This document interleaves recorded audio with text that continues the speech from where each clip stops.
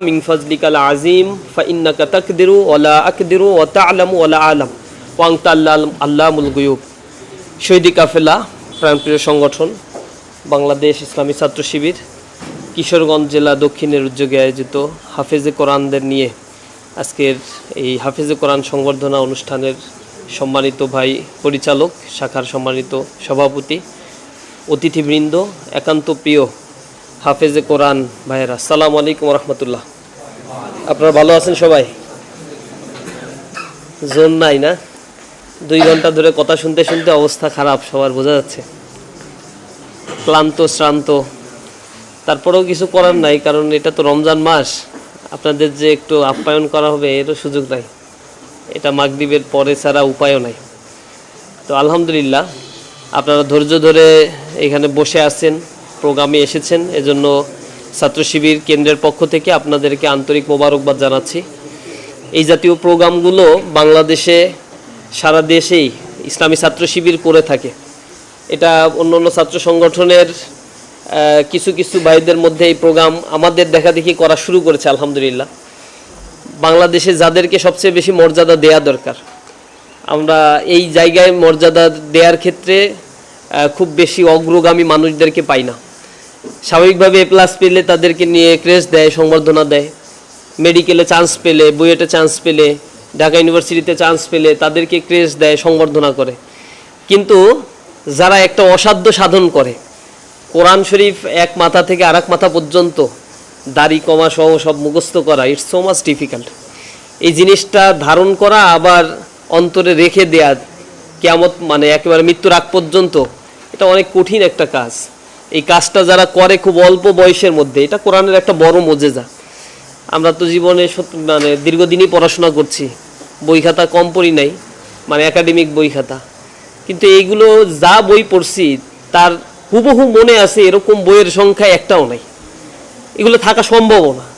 যদিও এমনও বই আছে যে বইটা অন্তত 60-70 বারও পড়ছি, কিন্তু সেটাও মনে থাকার মতো কোনো বই না, বা হুবহু একেবারেই সব কিছুই কোনো বইয়েরই মুখস্থ করা, এটা অনেক ডিফিকাল্ট একটা বিষয়।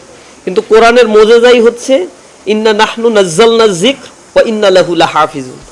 আল্লাহ নিজেই বলে দিয়েছেন যে আমি এই জিকিরকে নাজিল করেছি আর এটার হেফাজতের দায়িত্ব আমিই গ্রহণ করলাম। যখন রাসূলের উপরে কোরআন অবতীর্ণ হওয়া শুরু করেছিল, তখন আল্লাহ রাসূল বারবার তার মুখগুলোকে এরকম নাড়াতেন। তো আল্লাহ রাব্বুল আলামিন তখন কোরআনের ভিতরে বললেন যে তোমার এরকম মুখ বারবার নাড়ানো লাগবে না, এত ব্যতিব্যস্ত হওয়ার দরকার নাই। আল্লাহ রাব্বুল আলামিন তোমার অন্তরে এই কোরআনকে এমনি বদ্ধমূল করে দিবেন ইনশাআল্লাহ। কারণ এটা হচ্ছে কোরআনের একটা ইউনিক একটা মুজেজা, যে মুজেজার অন্তর্ভুক্ত আপনারা হয়েছেন। এটা আল্লাহ রাব্বুল আলামিনের পক্ষ থেকে একটা বড় সম্মান আপনাদের জন্য। নিঃসন্দেহে তাদেরকে নিয়ে এই সংবর্ধনা ইসলামী ছাত্র শিবির করে থাকে সারা দেশে। আমরা একটি কোরআনের সমাজ বিনির্মাণ করতে চাই, আর এই কোরআনের যারা ধারক বাহক তারাই এর ক্ষেত্রে অগ্রণী ভূমিকা পালন করতে পারে বলে আমাদের বিশ্বাস। কোরআনকে যারা ধারণ করতে পারে আর সে অনুযায়ী যদি তাদের জীবনকে পরিচালনা করে, তাদের ব্যাপারে এনারাই হচ্ছে আলেম, এদেরকেই আলেম বলা হয়। আলেমের বিষয়টাই হচ্ছে যে ব্যক্তি কোরআন সম্বন্ধে সূক্ষ্ম জ্ঞানের অধিকারী বা চেষ্টা করতে থাকবে। কারণ কোরআনকে বলা হয় this is the source of knowledge, this is the power tank.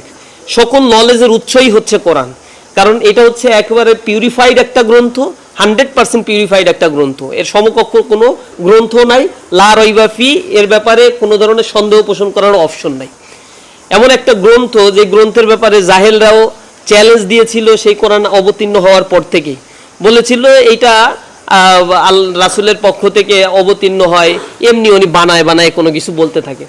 তো আল্লাহ রাব্বুল আলামিন তখন বলেছিলেন যদি তোমাদের সামর্থ্য হয় ফাতু বিসূরাতিম মিন মিসলিহি ওয়াদউ শুহাদাকুম মিন দুনিল্লাহ, তোমরা এরকম একটা ছোট্ট সূরা অবতীর্ণ করে দেখাও, আর তোমাদের যত সাক্ষী আছে, শুহাদা বলতে বোঝাচ্ছে যত কবি আছে, যত শায়েক আছে, তোমাদের শের রচনা করে যারা, তাদের সবাইকে ওয়াদউ শুহাদাকুম, সবাইকে তোমরা ডাকো মিন দুনিল্লাহ, তবে আল্লাহর সাহায্যকে ডাকতে পারবা না, আল্লাহরকে ডাকতে পারবা না, এটা বাদে আর সবাইকে ডাক। তখন আল্লাহ রাব্বুল আলামিনের এই চ্যালেঞ্জটি তারা গ্রহণ করে তাদের সবাই কবিয়ালদেরকে তারা ডেকেছিল। ডেকে এরপরে বলেছিল যে একটা সূরা রচনা করে দিতে হবে। সেই সূরার ক্লুও আল্লাহ রাসূল দিয়ে দিয়েছিলেন, ইন্না আতাইনা কাল কাউসার। এরপরে বলছেন যে এর পরের অংশটুকু বানায় বানায় নিয়ে আসো। অনেক চিন্তা ভাবনা করছে কিন্তু মিলাতে পারছে না। শেষমেশ একটা শব্দ মিলিয়েছিল, ইন্না আতাইনা কাল কাউসার লাইসা হাজামিন কালামিল বাশার, যে এটা আল্লাহর পক্ষ থেকে সুসংবাদ ছাড়া আর কিছুই না। আবু জেহেল আবু লাহাবের কাছে যখন এই কথাগুলো এসে বলল যে এই মিলাইছে, ওর চোর মানে মাথা গরম হয়ে গেছে। সে সাথে সাথে রিয়াক্ট করা শুরু করছে, তোদেরকে এইটা বানানোর জন্য এখানে নিয়ে আসছি। তখন আল্লাহ রাব্বুল আলামিন বলছেন, ফা ইল্লাম তাফআল ওয়ালান তাফআল ফাত্তাকুন নার আল্লাতী উকুদুহান নাসু ওয়াল হিজার। তোমাদের পক্ষে এটা কোশ্চিনকালেও সম্ভব না, এটা পারবা না তোমরা। সুতরাং ভয় করো ওই আগুনকে যার ইন্ধন হবে মানুষ এবং পাথর, আর যেটা কাফেরদের জন্য প্রস্তুত করে রাখা হয়েছে। এই মানুষদের কাছে কোরআন অবতীর্ণ হলেও এদের অন্তরগুলো রোগাগ্রস্ত ছিল। ফি কুলুবিহিম মারাদ ফাযাদাহুমুল্লাহু মারাদ, তাদের অন্তর রোগাগ্রস্ত হয়ে পড়েছিল, আল্লাহ তাদের এই রোগকে আরো বেশি বৃদ্ধি করে দিয়েছিলেন। সুতরাং তারা হেদায়েতের পথে কখনোই আসে নাই, কখনোই আসবে না। আল্লাহ রাব্বুল আলামিন আমাদেরকে সম্মানিত করেছেন। নিঃসন্দেহে এই কোরআনের নলেজে আমরা বেশি উপকৃত হয়েছি। যার ভিতরে কোরআনের জ্ঞান আছে সে তাকওয়াবান হয়, তে হিকমাতের জ্ঞান সম্পূর্ণ হয়। এটা আল্লাহ রাব্বুল আলামিন কোরআন শরীফের মধ্যে স্পষ্টভাবেই বলে দিয়েছে। সুতরাং যারা কোরআনকে পড়ে এবং বুঝে ধারণ করতে পারে, এদের ব্যাপারে আল্লাহ রাসূলই বলেছেন, ইন্নামা ইয়াখশাল্লাহু মিন ইবাদিহিল উলামা। আল্লাহ রাব্বুল আলামিনকে সবচেয়ে বেশি ভয় করে হচ্ছে এই শ্রেণী, যারা জ্ঞান গরিমায় মানে উচ্চকিত আসন সমাসীন হয়েছে। আল্লাহ রাব্বুল আলামিন আমাদেরকে যে সম্মানিত করেছেন, নিঃসন্দেহে এই মর্যাদাটা আমরা ধরে রাখব। কিন্তু কতগুলো প্রতিবন্ধকতা আছে। এই প্রতিবন্ধকতার মধ্যে একটা হচ্ছে হাফেজ হওয়ার পরে শয়তান তো আগে একটা লাগতো, এখন আরো 70 গুণ বৃদ্ধি পাবে আপনার পেছনে তৎপরতা বাড়ানোর জন্য। কোরআন একবার মুখস্থ করার পরে এটা ভুলিয়ে দেওয়ার চাইতে বড় সক্ষমতা শয়তানের আর কিছুই নাই। সে সবসময়ের জন্যই এর পেছনেই লেগে থাকে যে এই একটারে ডাইভার্ট করতে পারলে আলহামদুলিল্লাহ সে সাকসেস। সে সেই চেষ্টাটা সবসময় করে যায় এবং সে সেই চ্যালেঞ্জটা ঠুনকো কোনো চ্যালেঞ্জ নিয়ে এখানে আসে নাই। সূরা আরাফের মধ্যে সেই চ্যালেঞ্জগুলো আল্লাহ রাব্বুল আলামিন বলে দিয়েছেন। যখন আল্লাহ রাব্বুল আলামিন তাকে বলেছিলেন যে তুই আদম আলাইহিস সালাতু ওয়াস সালামকে সিজদা কর, ফাসাজাদু ইল্লা ইবলিস, ইবলিস সিজদা করলো না, আবা ওয়াস্তাকবারু ওয়া কানা মিনাল কাফিরিন, সে কাফেরদের অন্তর্ভুক্ত হয়ে গেল। যখন তাকে বের করে দেয়া হলো, তুই এখান থেকে বের হয়ে যা, তখন সে আল্লাহ রাব্বুল আলামিনকে বলেছিল যেহেতু আল্লাহর কাছে তার কিছু পাওনাও আছে, পাওনা সে মনে করে, সেটা হচ্ছে সে আল্লাহর ইবাদত করছে দীর্ঘদিন, বছরের পর বছর, যুগের পর যুগ। এই ইবাদত করতে করতে সে পৃথিবীর বলা হয়ে থাকে এমন কোনো জায়গা নাই যেখানে নাকি সে সিজদা দেয়নি। এমন ইবাদত করেছে যার ফলে তাকে ফেরেশতাদের নেতা বানিয়ে দেওয়া হয়েছিল।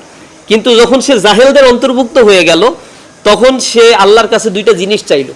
কোরআনে আল্লাহ রাব্বুল আলামিন সেটা কোট করে দিয়েছেন। এক হচ্ছে সে বলল যে আমি মানুষের শিরা উপশিরার মধ্যে ঢুকতে পারবো, ওয়াসওয়াসা দিতে পারবো, এই ক্ষমতাটা আমারে দাও।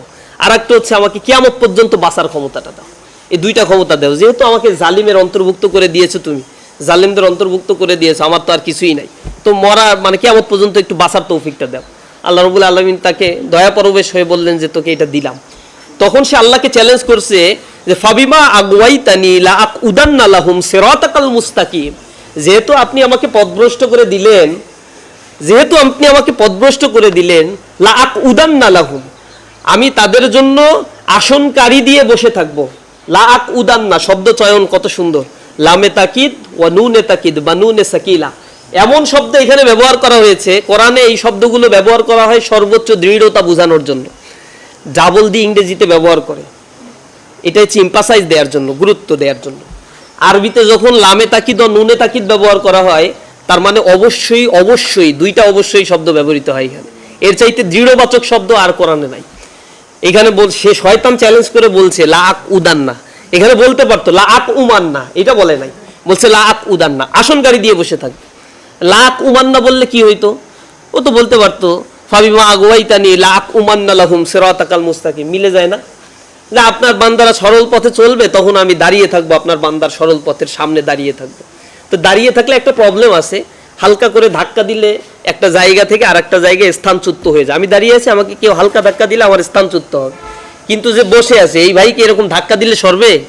আরো যে যদি সে আসনকারী দিয়ে বসে থাকে, তাকে জায়গা থেকে সরানোর জন্য হাত টেনে ধরে তারপর সরাতে হবে। তার মানে সে তার নিজের অবস্থানকে সুদৃঢ় করার জন্য মানুষ সাধারণত আসনে বসে পড়ে। শয়তান সেই শব্দ ব্যবহার করে বলেছে যে আমি আসনকারী দিয়ে বসে থাকবো, যখন আপনার বান্দারা সিরাতাল মুস্তাকিমের পথে চলবে। হোয়াট ইজ সিরাতাল মুস্তাকিম? সূরা ফাতিহার মধ্যে আমরা পড়ি ইহদিনাস সিরাতাল মুস্তাকিম, আই সিরাতাল্লাহ, সিরাতাল ইসলাম, সিরাতাল কোরআন। সিরাতাল মুস্তাকিম সিরাতাল লাযিনা আনআমতা আলাইহিম, এমন রাস্তা যেই রাস্তায় তোমার প্রিয়ভাজন ব্যক্তিরা চলে গিয়েছেন, অর্থাৎ হযরত মুহাম্মদ মুস্তাফা সাল্লাল্লাহু আলাইহি সাল্লাম, তার আগের সব আম্বিয়ায়ে কেরাম, তার পরের সব তাবেঈন, সাহাবায়ে কেরাম, তাবেঈন, তাবে তাবেঈন, আইম্মায়ে মুস্তাহিদিন এবং সালফে সালেহিন, এই মানুষদের রাস্তা যেদিকে, এটাকে বলা হয় সিরাতাল মুস্তাকিম, সিরাতাল লাযিনা আনআমতা আলাইহিম, অর্থাৎ কোরআনের রাস্তা। হাজা সিরাত, এটাই হচ্ছে একমাত্র রাস্তা। আরেকটা হচ্ছে দল্লিনের রাস্তা, ইন্না হাদাইনাহুস সাবিলা ইম্মা শাকিরা ওয়া ইম্মা কাফুরা। You have only two ways, you have only two ways, nothing else, এর বাইরে আর কিছুই নেই। একটা হচ্ছে হেদায়েতের রাস্তা, আর একটা হচ্ছে দল্লিন, গোমরাহির রাস্তা। হয় হেদায়েতের রাস্তা ধরো, না হলে জাহান্নামের ফটো, আর মাঝখানে আর থাকার কোনো জায়গা নেই। সুতরাং কোরআনের রাস্তাটাই হচ্ছে হেদায়েতের রাস্তা। এই রাস্তায় যে চলবে, শয়তান বলছে আমি তার সামনে আসনকারী দিয়ে বসে থাকবো। বসে থাকলে, সামনে বসে থাকলে তো পিছন দিক থেকে দৌড় দিবেন। শয়তানের বুদ্ধিশুদ্ধি তো এত কম না। সে আবার পরের অংশে বলছে সুম্মা লা আতিয়ান্নাহুম মিন বাইনি আইদিহিম ওয়া মিন খালফিহিম ওয়া আন আইমানি